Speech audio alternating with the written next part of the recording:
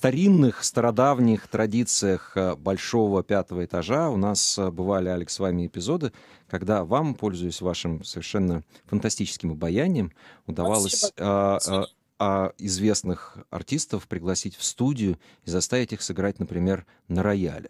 Но в нашу маленькую студию маленького пятого этажа рояль засунуть не удалось. В наших кустах рояля нет. Не оказалось, да. Но, тем не менее, у нас нашелся свободный стул, на который вот сейчас, пока Миша, мы тут с вами беседовали, болтали, на который уселась, очень удобно, по-моему, устроилась с гитарой наша сегодняшняя гостья Дарья Кулеш. Даша, приветствуем вас в студии пятого этажа. Здравствуйте, Александр, очень приятно. Очень приятно, что вы к нам сумели зайти. Ну, вы, я чувствую, уже на изготове с гитарой наперевес, что называется, готовы спеть песню.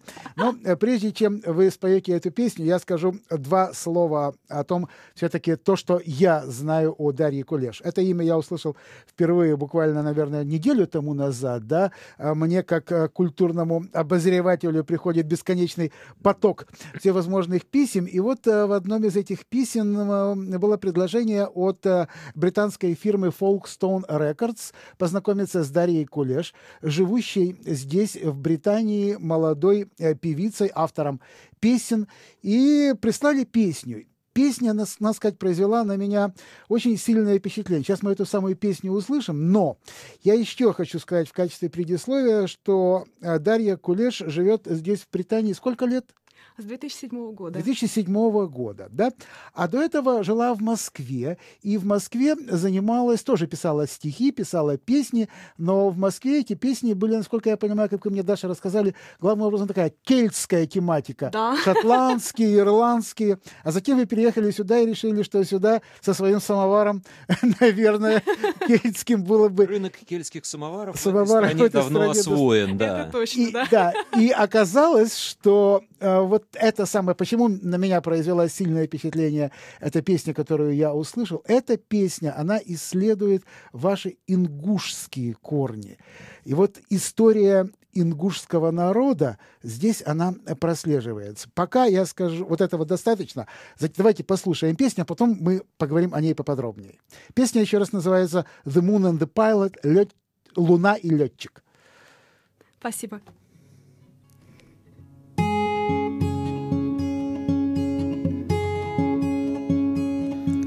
The moon and the pilot, a match made in heaven. She hoped and waited that he'll be back soon. The bravest man for the fairest maiden, for he was the pilot and she was the moon. Shine, my moon, your face made of light. Let down your hair, black is the night.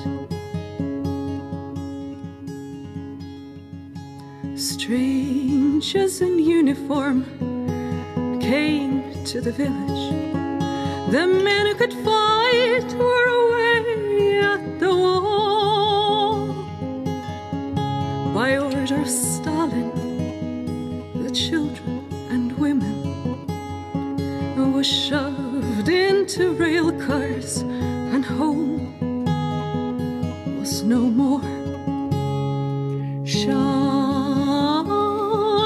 my moon, your face made of light. Let down your hair, black is the night.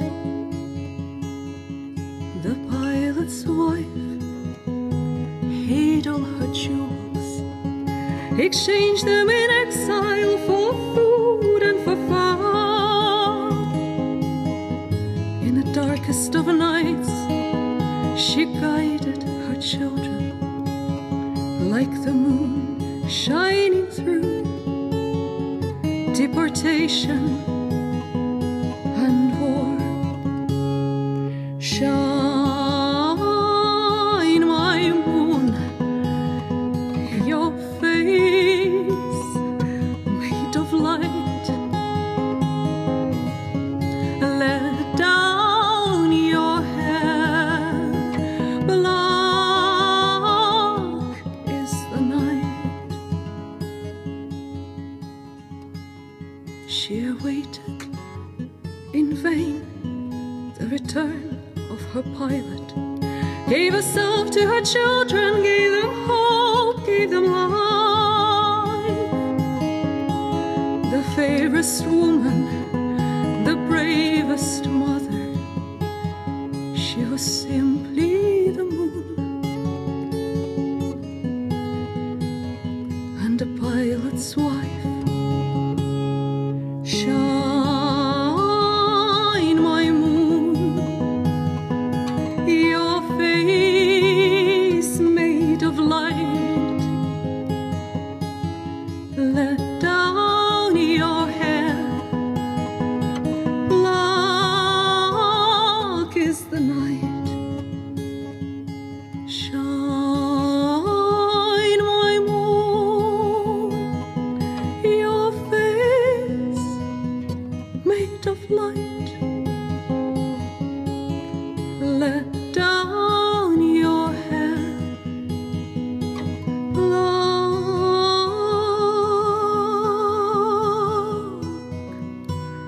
is the night. Ну вот интересно, что в такой вот очень красивой лиричной песне, к сожалению, наши слушатели, наверное, не все понимают, но на английском языке мы понимаем, что здесь втиснута и история женщины, и ее мужа, отважного летчика, погибшего во время войны, и эти страшные люди, которые по приказу Сталина вошли в деревню и отправили в вагонах, в теплушках людей в депортацию. Вот это вот все, как это все связано с вашей... Я знаю, что у вас ингушские корни, но вы москвичка. Расскажите, что это, откуда это все для вас? Бабушка моя удивительная женщина, вторая жена дедушки. Она сбежала оттуда фактически, вот в этот второй свой брак. Очень была вольнолюбивая женщина. Ей в первом браке было очень тесно во всех этих традициях. И, к сожалению, она таким образом порвала со своей семьей, рассказывала мне их историю. Ну, к сожалению, отца у нее не стало, летчика Рашида вот как Ахмеева. Раз ее отец это тот самый летчик, который погиб. И она вместе с братом пережила депортацию. Значит, это было в 1944 году, операция «Чечевица» так называемая. Бабушке было 12 лет. И бабушка вам рассказывала? Вы это с детства всю эту историю знали? Да. То есть вместо сказок у меня были такие истории. Но истории, конечно... Но, с другой стороны, понимаете, сказки — это только у Диснея, они такие милые и замечательные. А почитать «Братьев Гримм» там тоже сказки, будь здоров. Так что то, что мне рассказывала бабушка... Это истории, которые я читала Сандро из Чегема, например. Ну, конечно, я читала и «Ночевала тучка золотая» Приставкина, и замечательно я читала книгу «Быть чеченцем», там тоже очень много рассказов очевидцев. Это сборник сочинений, которые дети писали. Но, собственно, что я хотела сказать, что больше всего меня вдохновила Сандро из Чегема, вот этот замечательный роман, потому что практически бабушкины рассказы настолько были созвучны, потому что это действительно все слушается как что-то легендарное, Даша, вот скажите, вот для нас, всех людей, которые как бы выросли в Советском Союзе, в русской культуре, эта история достаточно хорошо известна. Да. Вы здесь поете ее на английском языке, поете для английской, британской публики. Да. Что люди знают вообще? Практически ничего не знают. Даже не знают, что есть такая республика Ингушетия. Переспрашивают, как там сказать «ингу». Ну, я говорю, что это рядом с Чечней. Да. Про Чечню люди слышали. Ну и как это как-то трогает людей вообще? Очень трогает, Очень да. трогает, да? Расскажите, у вас теперь здесь, у вас есть группа своя, называется «Кара», да? Что вы, как вы, ваша профессиональная карьера складывается? Ну, в общем, у меня, да, я, как говорится, и певец, и на дуде, и грец, и так далее. У меня группа «Кара», у меня сольная карьера, то есть все это пытаюсь совмещать.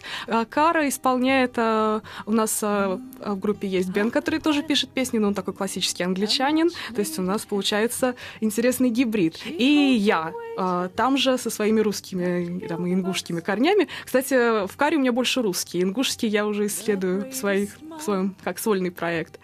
Кстати, если людям интересно послушать, я буду очень рада видеть на концерте на следующей неделе. Ну, это концерт здесь, в Лондоне. Да, здесь, в Лондоне, 11 числа, 11 ноября, в следующую среду.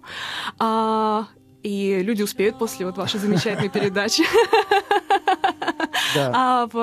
Это такой очень приятный паб, но там отдельная сценическая площадка, хорошая сцена, называется Излингтон, рядом с метро Angel. Ну, понятно, да.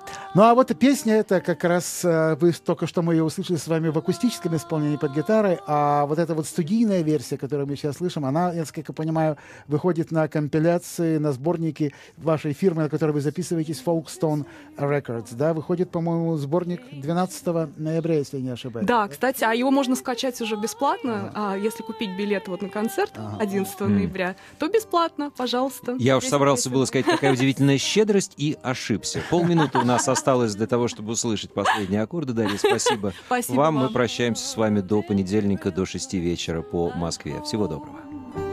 Was no more. Shine, my moon, your face made of light. Let down